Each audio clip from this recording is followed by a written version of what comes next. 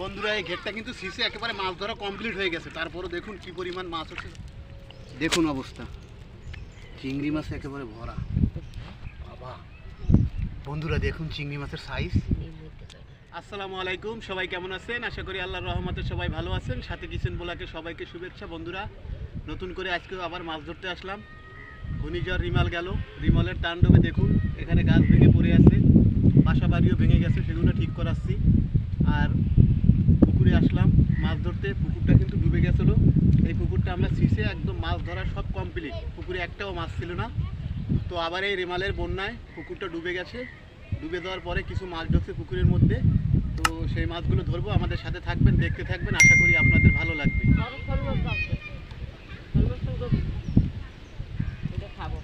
এই যে চিংড়ি মাছ, বড় বড় চিংড়ি মাছ, এই যে বড় বড় চিংড়ি মাছ, তাহলে মাছ আছে, আরো চিংড়ি মাছ আছে, বহুত মাছ আছে, বড় বড় চিংড়ি মাছ আছে।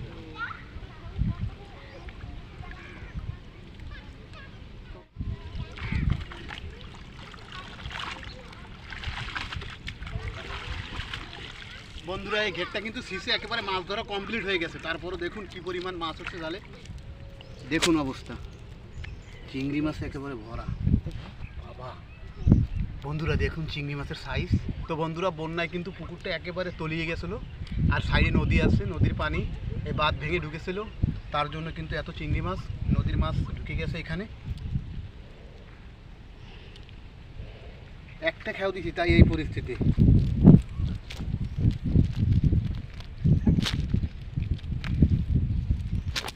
নেন এবার এক এক করে সব বালতিতে ধন চিংড়ি মাছ, চিংড়ি মাছ আর চিংড়ি মাছ পায়। তেলাপিয়া মাছ বড় রাখেন আর ছোটোগুলো ফেলাই দেন, ছোটোটা ফেলাই দেন।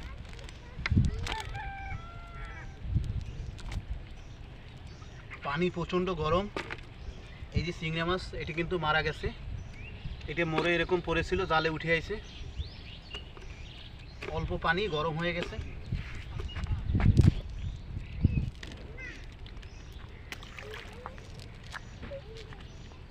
ছোট তেলাপিয়া মাছের বাচ্চা হয়েছে, এগুলো ফেলাই দেবো।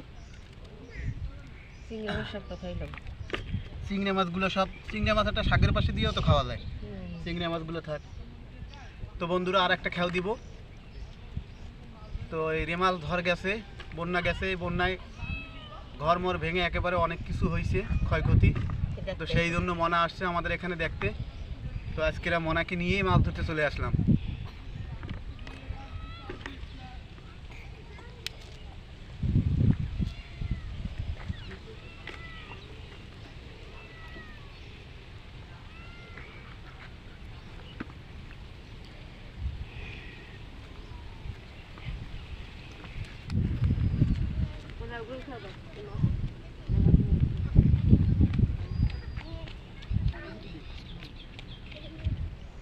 তো বন্ধুরা এই পাশে এসে একটা খেয়াও দিয়ে দিছি, দেখি এইখানে কি মাছ পড়ে জালে।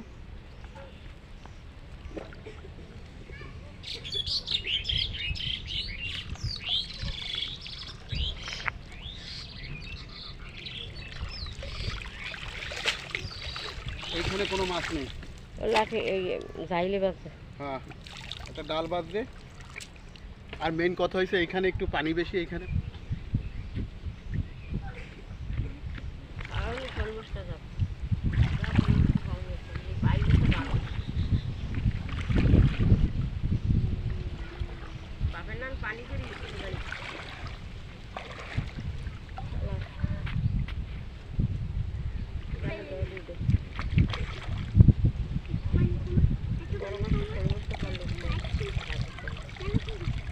নাই, চলে গেছে।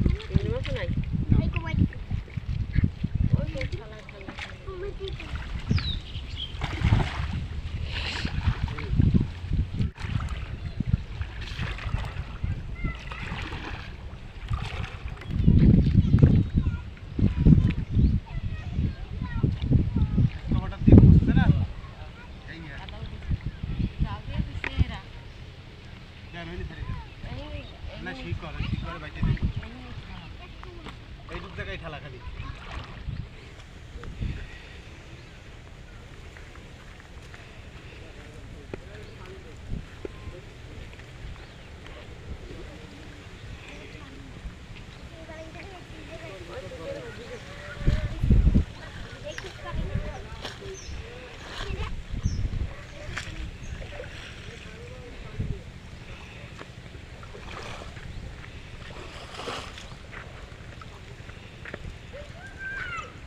ছোট্ট একটা টান দিলাম মনা আর আমি।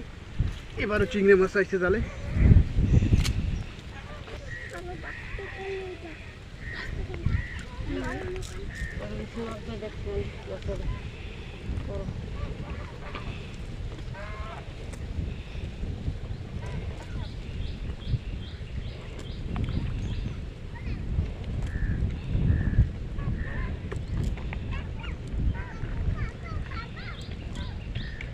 শুধু চিংড়ি মাছ আর চিংড়ি মাছ।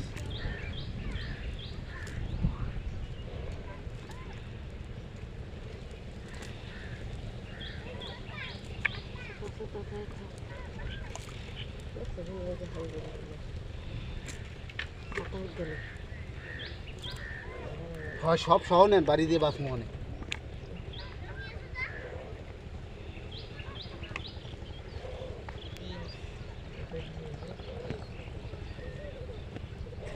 বন্ধুরা এই চিংড়ি মাছ দিয়ে পাট শাক আর ডাঁটা শাক রান্না করা হবে।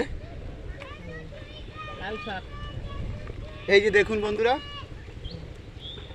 চিংড়ি মাছ কি পরিমাণের, মানে ঘেরে কিন্তু মাছ ধরা শেষ। বন্যায় ঘেরটা পুরো একেবারে ডুবে গেছিলো, সেই ডোবার কারণে কিন্তু এরকম মাছ চিংড়ি মাছ।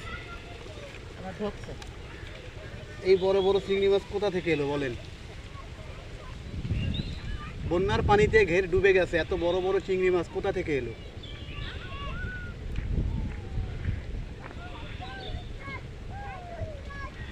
বন্ধুরা যে ঘেরে আমাদের মাছ ধরা শেষ, একেবারে শূন্য ঘের, সেই ঘের রিমালের বন্যার পানিতে ডুবে গেছিলো, সেই ঘেরে কিন্তু জাল দিয়ে এই মাছ পেলাম। তা তো আপনারা দেখলেন, মনে আর আমি ধরলাম।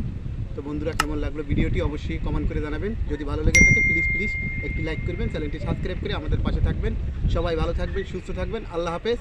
আর মনা পাট শাক দিয়ে আর ডাঁটা শাক দিয়ে এই চিংড়ি মাছ রান্না করে খেতে চাইছে, তো মনাকে ওই পাট শাক আর ডাঁটা শাক রান্না করে খাওয়াবো।